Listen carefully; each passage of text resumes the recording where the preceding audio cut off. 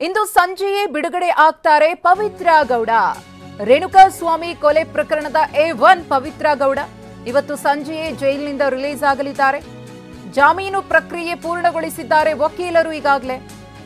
ಹಾಗಾಗಿ ಇವತ್ತು ಸಂಜೆಯೇ ಪವಿತ್ರ ಗೌಡ ಪರಪ್ಪನ ಅಗ್ರಹಾರ ಜೈಲಿನಿಂದ ಮುಕ್ತಿಯನ್ನ ಪಡೆಯಲಿದ್ದಾರೆ. ಜಾಮೀನು ಷರತ್ತುಗಳನ್ನು ವಕೀಲರು ಪೂರೈಸಿದ್ದಾರೆ. ಮನೀಶ್ ಹಾಗೂ ಮತ್ತೊಬ್ಬ ಮಹಿಳೆಯಿಂದ ಶ್ಯೂರಿಟಿ. ಮನೀಶ್ ಮತ್ತು ಮತ್ತೊಬ್ಬರು ಮಹಿಳೆ ಶ್ಯೂರಿಟಿಯನ್ನ ಕೊಟ್ಟಿದ್ದಾರೆ ಪವಿತ್ರ ಗೌಡಗೆ. 6 ತಿಂಗಳಾದ್ಮೇಲೆ ಪರಪ್ಪನ ಅಗ್ರಹಾರ ಜೈಲಿನಿಂದ ಪವಿತ್ರ ಗೌಡ ಹೊರಬರ್ತಿದ್ದಾರೆ. ಇವತ್ತು ಸಂಜೆ ಶನಿವಾರ ಭಾನುವಾರ ಆಗಿದ್ದರಿಂದ ಅವರಿಗೆ ಜೈಲಿನಿಂದ ಮುಕ್ತಿ ಸಿಕ್ಕಿರಲಿಲ್ಲ, ಹೊರಗಡೆ ಬರೋದಕ್ಕೆ ಸಾಧ್ಯವಾಗಿರಲಿಲ್ಲ. ಯಾಕಂದರೆ ಎಲ್ಲವೂ ಕೂಡ ರಜೆ ಇರುತ್ತೆ. ಹಾಗಾಗಿ ಇವತ್ತಿಗೆ ಅವರ ಜಾಮೀನು ಪ್ರಕ್ರಿಯೆಗಳು ಏನೇನಿತ್ತೋ ಅದೆಲ್ಲವೂ ಕೂಡ ಪೂರ್ಣವಾಗಿತ್ತು. ಇವತ್ತು ಸಂಜೆಯೇ ಪರಪ್ಪನ ಅಗ್ರಹಾರ ಜೈಲಿನಿಂದ ಪವಿತ್ರ ಗೌಡ ಹೊರಬರಲಿದ್ದಾರೆ. ರೇಣುಕಾಸ್ವಾಮಿ ಕೊಲೆ ಪ್ರಕರಣದ A1 ಪವಿತ್ರ ಗೌಡಗೆ ರೇಣುಕಾಸ್ವಾಮಿ ಅಶ್ಲೀಲವಾಗಿ ಮೆಸೇಜಸ್ ಅನ್ನು ಮಾಡಿದ್ದ, ಫೋಟೋಸ್ ಅನ್ನು ಕಳಿಸಿದ್ದ. ಇದೇ ಒಂದು ಕಾರಣ ರೇಣುಕಾಸ್ವಾಮಿಯನ್ನ ಚಿತ್ರದುರ್ಗದಿಂದ ಕಿಡ್ನಾಪ್ ಮಾಡಿಕೊಂಡು ಪಟ್ಟಣಗೆರೆ ಶೆಡ್ಗೆ ತಂದು ಆತನಿಗೆ ಚೆನ್ನಾಗಿ ಹೊಡೆದು ಆತನ ಉಸಿರು ನಿಲ್ಲಿಸುವುದಕ್ಕೆ ಕಾರಣ ಆಗಿತ್ತು. ಇನ್ನು ಪವಿತ್ರ ಗೌಡ ಪರವಾಗಿ ವಕೀಲರು ವಾದ ಮಂಡನೆಯನ್ನ ಮಾಡಿದ್ರು, ಮಹಿಳೆ ಅನ್ನೋ ವಿಚಾರವನ್ನ ಪ್ರಸ್ತಾಪಿಸಿದ್ರು. ಹಾಗೆಯೇ ಈ ಒಂದು ಕೊಲೆ ಪ್ರಕರಣದಲ್ಲಿ ಪವಿತ್ರ ಗೌಡ ಕೈಚಳಕ, ಆಕೆಯ ಕುಮ್ಮಕ್ಕು ಇದ್ಯಾವುದೂ ಕೂಡ ಇಲ್ಲ. ಆಕೆ ಹೊಡೆದಿರೋದೇ ಒಂದು ಏಟು, ಅಥವಾ ಆಕೆ ಯಾರಿಗೂ ಕೂಡ ಅವನನ್ನು ಕೊಲೆ ಮಾಡಿ ಅಂತ ಪ್ರೊವೋಕ್ ಮಾಡಿಲ್ಲ, ಆಕೆಯ ಪಾತ್ರವೇ ಇಲ್ಲ.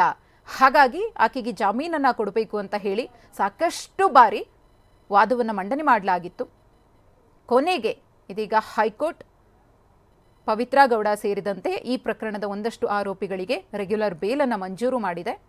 ಪವಿತ್ರ ಗೌಡ ಕೂಡ ಇವತ್ತು ಪರಪ್ಪನ ಅಗ್ರಹಾರ ಜೈಲಿನಿಂದ ಹೊರಬರ್ತಿದ್ದಾರೆ.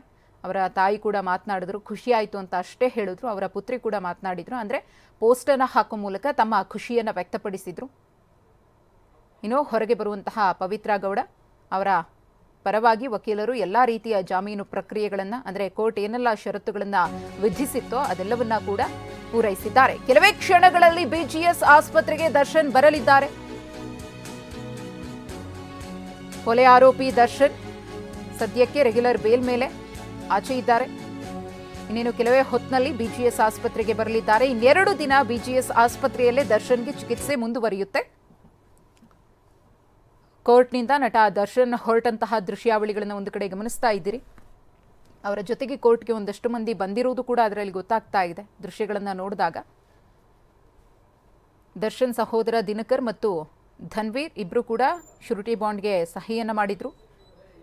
ಮಧ್ಯಂತರ ಬೇಲ್ ಸಿಕ್ಕಾಗಲೂ ಕೂಡ ಇವರಿಬ್ಬರೇ ಶ್ಯೂರಿಟಿ ಆಗಿದ್ರು. ಈಗ ಮುಂದುವರೆದಿದೆ. BGS ಆಸ್ಪತ್ರೆಯತ್ತ ತೆರಳಿದ್ರು. ಈಗಾಗಲೇ ಇನ್ನೇನು ಕೆಲವೇ ಹೊತ್ತಿನಲ್ಲಿ ಅವರು ಆಸ್ಪತ್ರೆಗೂ ಕೂಡ ಎಂಟ್ರಿ ಆಗ್ತಾರೆ. ಗುರುವಾರದವರೆಗೂ ಕೂಡ ದರ್ಶನ್ ಆಸ್ಪತ್ರೆಯಲ್ಲೇ ಇರ್ತಾರೆ. ಅದಾದಮೇಲೆ ಅವರು ವೈದ್ಯರ ಸಲಹೆಯ ಮೇರೆಗೆ ಅವರು ಏನು ಹೇಳ್ತಾರೆ ಅನ್ನೋದನ್ನು ತಿಳ್ಕೊಂಡು ಆಸ್ಪತ್ರೆಯಿಂದ ಮನೆಗೆ ಬರಲಿದ್ದಾರೆ ಅನ್ನೋದು ಸಿಗ್ತಾ ಇರುವ ಮಾಹಿತಿ. ಒಂದು ವೇಳೆ ಇನ್ನೂ ಕೂಡ ಅವರ ಆರೋಗ್ಯ ಸಮಸ್ಯೆ ಸುಧಾರಿಸದೆ 2 ದಿನದಲ್ಲಿ ಏನೂ ಕೂಡ ದೊಡ್ಡ ಮಟ್ಟದ ವ್ಯತ್ಯಾಸವನ್ನು ಆರೋಗ್ಯದಲ್ಲಿ ನಾವು ನೋಡೋಕ್ಕಾಗೋದಿಲ್ಲ. ಯಾಕಂದರೆ ಅವರಿಗೆ ಮಧ್ಯಂತರ ಜಾಮೀನು ಸಿಕ್ಕಿ 45 ದಿನ ಆದಮೇಲೆ 4 ದಿನ ಅಂದರೆ ಹತ್ತತ್ರ 50 ದಿನ ಆಗಿದೆ. 50 ದಿನದಿಂದಲೂ ಕೂಡ ಅವರು ಕುಂಟತಾನೆ ಇದ್ದಾರೆ. ಆಸ್ಪತ್ರೆಯಲ್ಲಿ ಇದ್ರೂ ಕೂಡ ಅವರ ಆರೋಗ್ಯ ಸುಧಾರಿಸಿಲ್ಲ ಅಂದರೆ ಇನ್ನೆರಡು ದಿನಗಳ ಅಂತರದಲ್ಲಿ ಅಂತಹ ದೊಡ್ಡ ವ್ಯತ್ಯಾಸವನ್ನು ನಾವು ಕಾಣೋದಕ್ಕೆ ಸಾಧ್ಯ ಇಲ್ಲ.